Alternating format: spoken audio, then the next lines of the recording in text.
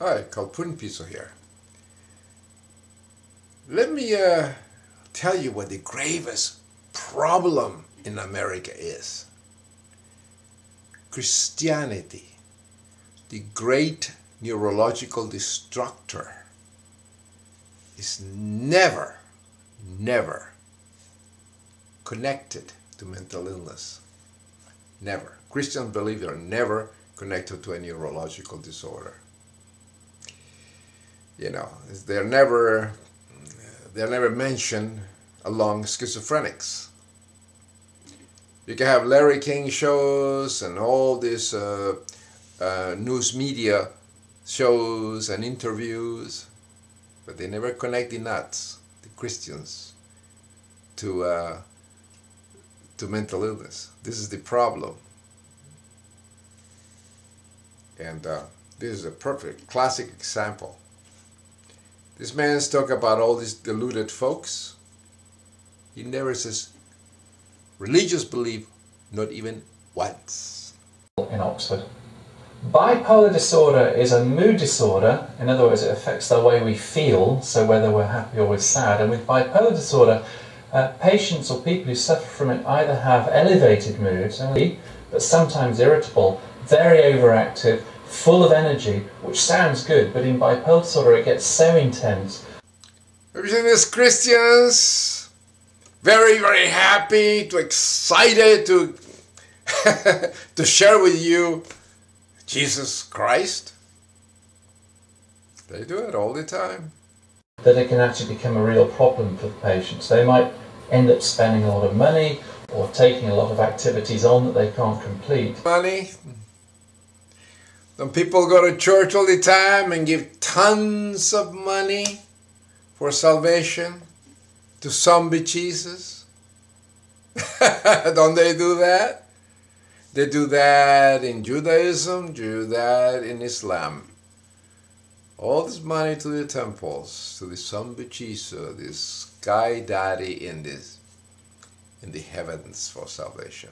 From functioning means they're not sleeping, not able to become active. Don't you feel depressed when you think that you have committed a sin against God? And in Christianity, in Catholicism, you have to confess the sin to your father because you beat off, or you fuck some other girl besides your wife. There you go. And one of the key things in bipolar disorder is that most patients suffer from both elevated and depressed mood. If I fall on your knees and pray to God, I'm in an elevated mood. And if all of a sudden I think I committed a sin and I feel depressed, I have to just confess my sins and someone say, God save me. To manage life, if I don't know whether they're going to be depressed, well, then I'd want to ask my doctor about how one reaches that diagnosis. Don't schizophrenics never go see a psychiatrist? They go to see Dr. Phil or some idiotic, dumb schizophrenic person or a priest for advice. So he can bless you, so you're okay. I can be sure that is the diagnosis. And I'd also want to know about what I might be able to do about it. Is there anything I can do myself to make it better? Stop believing in God for once. Mainly on Stop believing in God. The examination, so the doctor who's conducting the diagnostic interview will be looking for of the person in front of them.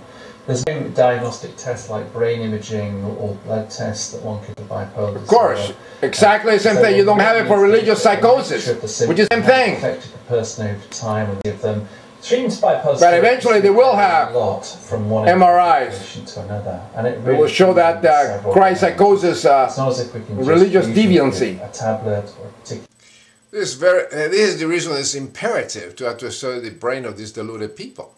And bipolar people and depressed people, you'll find out they are brought up in religious homes. They have feeble brains, have a problem, genetic problems, and they start believing in God, imaginary friends, and that is the problem. Quite often the treatment of any person with bipolar has to take into account psychological factors. Yes. Religious beliefs, believing imaginary zombies that they're resurrected and saved with blood.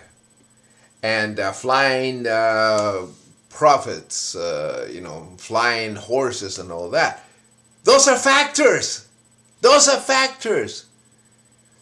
All religious beliefs have imaginary friends that are accepted as reality.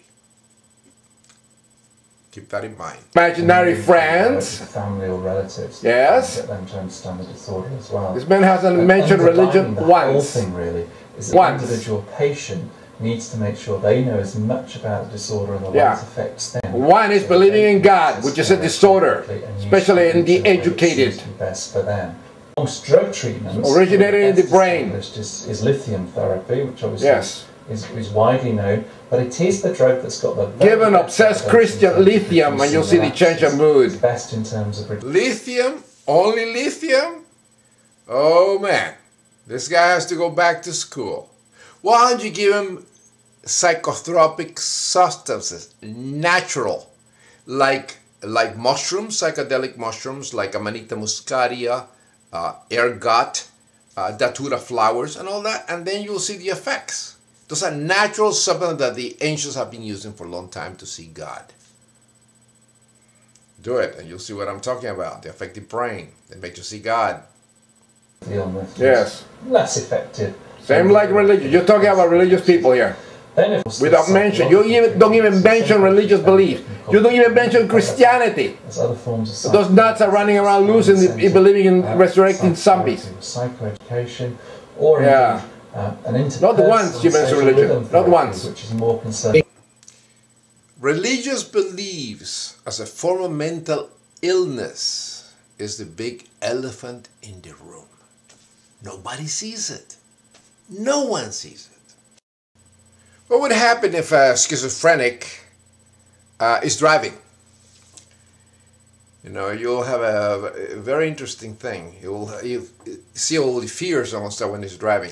This is exactly what's happened with the Toyota recall. They failed to examine the driver's brains and they blame it on the car. Many other cars, many other people driving with different brands of cars and running into accidents and the car accelerator and all that. Nobody mentions that. Say, that's what Toyota made a mistake. It's an excellent car. I have one. I have a Prius, 1995. And this idiot in the Lexus starts speeding up with all his family behind him, and his stupid idiot called 911. Schizophrenic. Didn't know how to turn the car off. See the problem? It's a terrible illness. Fuel is cut off to the gasoline engine. Now, as you may know, hybrid systems... They should examine the brain of the driver, of these people. Generators. Examine the brain. That's what they should do. We call regenerative, with some professional drivers to demonstrate. Exactly. There's nothing wrong with the car. It's wrong with the brain of the driver on any car, not Toyota. Analysis is not finalized. You suffer from schizophrenia or Christophenia or religious idiocy. Examine the brains of these retards. March 8th and the findings of this. See, I don't have any evil spirits on my Prius. See, there's so many Toyotas. Millions of them. I have a Prius in 1995. The best car ever. No problems. Because I have a healthy brain. And then, in 1966, I had a front-wheel drive car. The latest. An Oldsmobile Tornado. And all this time between these cars, and I'm an atheist, I'm mentally healthy, I have never, ever get in a car wreck. Never. I should tell you something. I never get sick either. Boy, and I'm an atheist. What's the matter? How come God doesn't strike me dead? Yes, I was enjoying the mental health of atheism. And my Learjet didn't crash either. Nice toy to impress my boyfriends and girlfriends with. Yeah, I'm 68 years old, I never get sick, and guess what? I have 32 more years to live. Isn't it amazing? And I'm mentally healthy atheist. So let's help cure crypsychosis, a devastating neurosis. Pachi Dioro.